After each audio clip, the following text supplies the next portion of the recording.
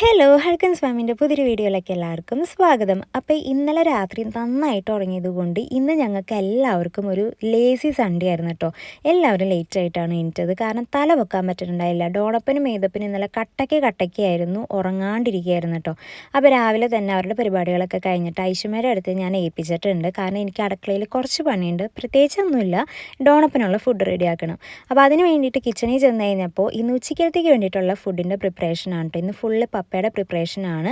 അപ്പോൾ അത് നല്ല നാടൻ കപ്പ കിട്ടിയിട്ടുണ്ടായിരുന്നു. പിന്നെ അതാ ചിക്കൻ കറി ഉണ്ടാക്കാനായിട്ട് ചിക്കൻ വറക്കുന്നുണ്ട്. പിന്നെ അപ്പുറത്ത് അടുപ്പിൽ നന്നായിട്ട് മീൻ ഇങ്ങനെ കിടന്ന് തിളയ്ക്കുന്നുണ്ട് കേട്ടോ. അപ്പോൾ ഞാൻ ഇന്ന് ഡോണപ്പൻ ഉണ്ടാക്കാൻ പോകുന്നത് ടൊമാറ്റോ പ്യൂരിയാണ്. അപ്പോൾ അതിന് മുമ്പ് ഞാൻ ഒരാൾക്ക് താങ്ക്സ് പറയാനുണ്ട്. പക്ഷെ അത് ആരാണ് ഏതാണെന്നൊന്നും എനിക്കറിയില്ല. ഈ ഒരു വീഡിയോ ആ വ്യക്തി കാണുന്നുണ്ടെങ്കിൽ ആൾക്ക് മനസ്സിലാകും. കാരണം ഞാൻ കഴിഞ്ഞ ഒരു ഫുഡിൻ്റെ വീഡിയോ ഇട്ട് കഴിഞ്ഞപ്പോൾ ഒരു കമൻറ്റ് വന്നിട്ടുണ്ടായിരുന്നു. അത് ഞാൻ പംകിൻ പ്യൂരിയുടെ വീഡിയോ ആണ് കേട്ടോ ഇട്ടിരുന്നത്. പക്ഷെ ഞാൻ പ്രൊനൗൺസ് ചെയ്തത് പംകിൻ പ്യൂർ എന്നാണ് കേട്ടോ. അപ്പോൾ ഒരു കമൻറ്റ് ഉണ്ടായിരുന്നു, പ്യൂർ എന്നല്ല പ്യൂരി എന്നാണ് പ്രൊനൗൺസ് ചെയ്യണമെന്നുള്ളത്. അപ്പോൾ ആ ഒരു കറക്ഷൻ എനിക്ക് ഭയങ്കരമായിട്ട് ഉപകാരപ്പെട്ടിട്ടുണ്ട്. കാരണം എനിക്കറിയണ്ടായിരുന്നില്ല എങ്ങനെ പ്രൊനൗൺസ് ചെയ്യേണ്ടതെന്നുള്ളത്. അപ്പോൾ ഞാൻ അത് ഇവിടെ കറക്റ്റ് ചെയ്തിട്ടുണ്ട്. അപ്പോൾ ഒരുപാട് താങ്ക്സ് ഉണ്ട് കേട്ടോ എനിക്ക് കറക്ഷൻ തന്നതിന്. അപ്പോൾ നമുക്ക് വീണ്ടും വീഡിയോയിലേക്ക് വരാം. അപ്പോൾ നമുക്ക് 2 മീഡിയം സൈസ് ടൊമാറ്റോ എടുക്കുക. അധികം പഴുത്തത് വേണ്ട, ഒരു ആവറേജ് പഴുപ്പുള്ളത് എടുക്കുക. അതിന് ശേഷം ഇതേപോലെ കഷ്ണങ്ങളാക്കിയിട്ട് അതിലേക്ക് ആവശ്യമില്ലാത്ത സംഭവങ്ങളൊക്കെ നമുക്ക് ചെത്തിക്കളയാം. എന്നിട്ട് ഇതേപോലെ ഒരു പാത്രത്തിൽ നമ്മൾ കുറച്ച് വെള്ളം ഒഴിക്കുക. അത് ആവശ്യത്തിന് വെള്ളം ഒഴിച്ചാൽ മതി. ഇപ്പോൾ 2 തക്കാളിക്ക് നമുക്ക് എന്തോരം വെള്ളം ആവശ്യമുണ്ടെന്ന് നമുക്കറിയാമല്ലോ. അപ്പോൾ അതേപോലെ ആവശ്യത്തിന് വെള്ളം ഒഴിക്കുക. നമുക്ക് അടുപ്പത്ത് വയ്ക്കാം. ഇനിയിപ്പോൾ ഇത് നമുക്ക് ആവിയിൽ വേവിക്കണമെങ്കിൽ വേവിക്കാം കേട്ടോ. ഞാൻ സാധാരണ പിള്ളേർക്ക് ആവിയിൽ വേവിച്ചിട്ടാണ് ഫുഡ് കൊടുക്കാറ്. പക്ഷേ ഇന്ന് ഓൾമോസ്റ്റ് എല്ലാ കാര്യങ്ങളും ഡിലേ ആയതുകൊണ്ട് ഞാൻ പെട്ടെന്ന് ഇതാവുമല്ലോ എന്ന് വിചാരിച്ചിട്ടാണ് ഇങ്ങനെ വെള്ളത്തിലിട്ട് വേവിച്ചത്. പക്ഷേ എനിക്ക് പിന്നീട് തോന്നി ആവിയിൽ തന്നെ വേവിച്ചാൽ മതിയായിരുന്നു. കാരണം ഞാൻ ഇടയ്ക്കിടയ്ക്ക് ഇത് വന്ന് പൊക്കി നോക്കും ആയോ എന്നറിയാൻ വേണ്ടിയിട്ട്. പക്ഷേ ഇതായിട്ടുണ്ടായിരുന്നില്ല. കാരണം ഞാൻ ഇങ്ങനെ ഒരുപാട് അങ്ങനെ ചെയ്യാറില്ല. ആവിയിലാകുമ്പോൾ അത് കഴിഞ്ഞാൽ നമുക്ക് എടുത്ത് സംഭവം റെഡിയാണ്. ഇത് എന്ന് പറഞ്ഞിട്ടുണ്ടെങ്കിൽ ഇങ്ങനെ ഞെക്കി നോക്കണം ആയോ എന്നുള്ളത്. പക്ഷേ ഞാൻ ഇടയ്ക്കിടയ്ക്ക് നോക്കിയിട്ട് ഒന്നും ആവണുണ്ടായിരുന്നില്ല കേട്ടോ. ഒരു 10-20 മിനിറ്റ് എന്തായാലും വേണ്ടി വന്നു. അങ്ങനെ അവസാനം നമുക്ക് കിട്ടേണ്ട ആ ഒരു രൂപത്തിൽ കിട്ടുകയാണ് കേട്ടോ. അതൊരു 20-25 മിനിറ്റ് കഴിഞ്ഞപ്പോഴാണ് സംഭവം ആയത്. അപ്പോൾ നമുക്ക് കാണുമ്പോൾ തന്നെ അറിയാൻ പറ്റും ഈ തക്കാളിയുടെ തൊണ്ട് ഭാഗം ഇങ്ങനെ വേർപെട്ട് നിൽക്കുന്നുണ്ട്. അപ്പോൾ നന്നായിട്ട് വെന്തിട്ടുണ്ടെന്നാണ് കേട്ടോ അതിൻ്റെ അർത്ഥം.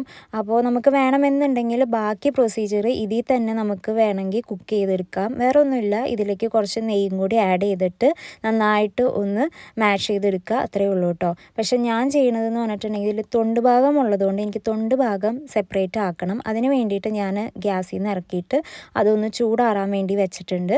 ചൂടാറിയതിന് ശേഷം ഇതുപോലെ വേറൊരു പാത്രത്തിലേക്ക് അത് മാറ്റിയിട്ട് അതിൻ്റെ തൊണ്ട് ഭാഗം നമ്മൾ സെപ്പറേറ്റ് ചെയ്തെടുക്കുകയാണ് കേട്ടോ. കാരണം തൊണ്ടിൻ്റെ ആവശ്യം നമുക്ക് വരുന്നില്ല. അപ്പോൾ ഇങ്ങനെ ചെയ്യുകയാണെന്നുണ്ടെങ്കിൽ നമുക്ക് തൊണ്ട് മാറ്റിയെടുക്കാം. അതേപോലെ തന്നെ ആ തക്കാളിയുടെ ഉള്ളിലത്തെ ആ കുരുവിൻ്റെ ഭാഗമൊക്കെ ഉണ്ടല്ലോ, അതൊക്കെ മാറ്റിയെടുക്കാം. ഇനിയിപ്പോൾ കുരുവൊക്കെ വെച്ചിട്ട് ചെയ്യുന്നവരാണെന്നുണ്ടെങ്കിൽ അത് ചെയ്യാം കേട്ടോ. ഓരോരുത്തരുടെ ഇഷ്ടമാണ് അതൊക്കെ എങ്ങനെ വേണ്ടതെന്നുള്ളത്. ഞാൻ പക്ഷേ ഈ തക്കാളിയുടെ തൊണ്ട് ഭാഗവും അതേപോലെ തന്നെ ആ തക്കാളിയുടെ ഉള്ളിലത്തെ ആ കുരുവിൻ്റെ ആ ഒരു പോർഷനും മാറ്റിയിട്ടാണ് റെഡിയാക്കുന്നത്.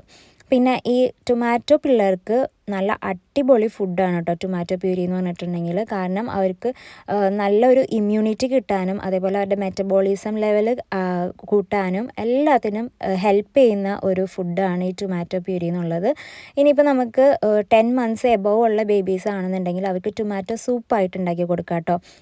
ഇതിലേക്ക് കുറച്ച് കുരുമുളക്, അധികമൊന്നുമല്ല, കുറച്ച് കുരുമുളകും പിന്നെ കുറച്ച് ജീരകത്തിൻ്റെ പൊടിയും കൂടെ ആഡ് ചെയ്തിട്ട് നന്നായിട്ട് തിളപ്പിച്ചെടുത്തതിന് ശേഷം അവർക്ക് സൂപ്പായിട്ട് കൊടുക്കാം. 10 മാസത്തിന് മുകളിലുള്ള കുഞ്ഞുങ്ങൾക്ക്, 8 മുതൽ 10 മാസം അതിനുള്ളിലുള്ള കുഞ്ഞുങ്ങൾക്ക് ഇതേപോലെ ടൊമാറ്റോ പ്യൂരി ആയിട്ട് കൊടുക്കുന്നതാണ് നല്ലത്.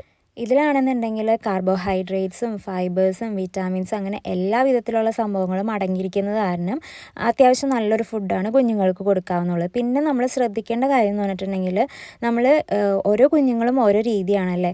അപ്പോൾ അവർക്ക് പല രീതിയിലും പല ഫുഡ് അലർജീസ് ഉണ്ടാവാൻ ചാൻസ് ഉണ്ട്. അപ്പോൾ നമ്മൾ ഫസ്റ്റ് ടൈം ഒരു ഫുഡ് കൊടുത്തിട്ട് ഒരു 3 ദിവസത്തേക്കെങ്കിലും നമ്മൾ വെയിറ്റ് ചെയ്യണം, എന്തെങ്കിലും കുഞ്ഞുങ്ങൾക്ക് അലർജി ഉണ്ടോ എന്ന് അറിയാൻ വേണ്ടിയിട്ട്. അങ്ങനെ എന്തെങ്കിലും അലർജി ഉണ്ടെങ്കിൽ അവർക്ക് സ്കിൻ റാഷസ് ആയിട്ടാണ് വരിക. അങ്ങനെ വേണമെങ്കിൽ ആ ഫുഡ് സ്റ്റോപ്പ് ചെയ്യണം.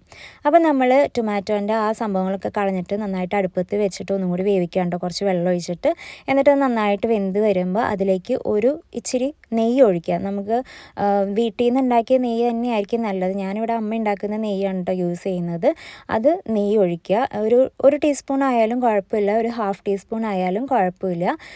നെയ്യ് ഒഴിച്ചിട്ട് നന്നായിട്ട് ഒന്നും കൂടി തിളപ്പിക്കുക. അത് തിളച്ച് വരുമ്പോഴത്തേക്കും ഒരുവിധം തക്കാളി ഉടഞ്ഞിട്ടുണ്ട്, നന്നായിട്ട് ഉടഞ്ഞിട്ടുണ്ടാവും. ഇനി ആ സ്പൂൺ കൊണ്ട് തന്നെ നന്നായിട്ടൊന്ന് ഉടച്ച് എടുക്കുക. നമുക്ക് വേണമെന്നുണ്ടെങ്കിൽ ഇതേപോലെ തന്നെ ഉടച്ചിട്ട് കുഞ്ഞിന് കൊടുക്കാവുന്നതാണ്. പക്ഷെ ഞാനിവിടെ ചെയ്യുന്നത് മിക്സിയിൽ ജസ്റ്റ് ഒരു അടി അടിച്ചതിന് ശേഷം പേസ്റ്റ് രൂപേണ ആക്കിയിട്ടാണ് കേട്ടോ കൊടുക്കുന്നത്. കാരണം പല കുട്ടികളും പല രീതിയിലാണല്ലോ കഴിക്കുന്നത്.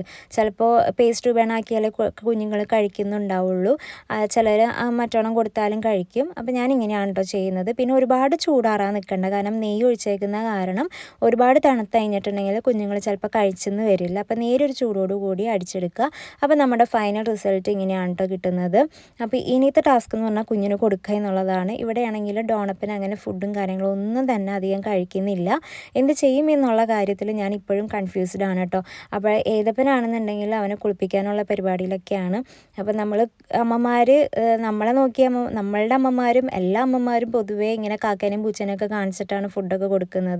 അങ്ങനെയാണ് നല്ലത്. നമ്മൾ കുറച്ച് കഷ്ടപ്പെട്ടാലും ഈ ഫോണിന് അഡിക്റ്റ് ആക്കാതെ കുഞ്ഞുങ്ങളെ നോക്കുന്നത് തന്നെയാണ് കുറച്ചുകൂടി ബെറ്റർ.